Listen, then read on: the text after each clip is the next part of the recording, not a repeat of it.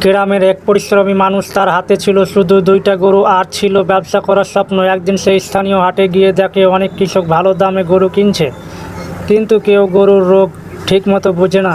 তখন সেই ছেলেটি বুঝলো এখানে সুযোগ আছে। সেই ছেলেটি শুরু করলো গরু কেনা বেচা ব্যবসা, মানে মাঝারি মানের, একটু দুর্বলতা বা কম দামের গরু কিনে যত্ন করে আবার ভালো দামে বিক্রি করা। সে প্রথমে সস্তায় কানা ও দুর্বল গরু কিনতো, বাড়িতে নিয়ে সঠিক খাবার দিত, ওষুধ দিত, স্বাস্থ্য ঠিক করত। কয়েক সপ্তাহ পর সে গরু আগের চেয়ে অনেক ভালো হয়ে যেত। পরে হাটে সে গরু দ্বিগুণে দামে বিক্রি করত। ক্রেতা খরিদ্দাররা খুশি, কারণ তারা ভালো সুস্থ মোটা গরু পেত। সেই ছেলেটি লাভ করত ধারাবাহিকভাবে। কিছুদিনের মধ্যে সেই ছেলেটির নাম ছড়িয়ে পড়ে, সে হাতের গরু মানে সুস্থ গরু। এইভাবে ছোট থেকে শুরু করে সেই ছেলেটি একসময় বড় খামার মালিক হয়। তার সততা, যত্ন আর বুদ্ধিমান কেনা বেচায় তাকে সফল করে তোলে।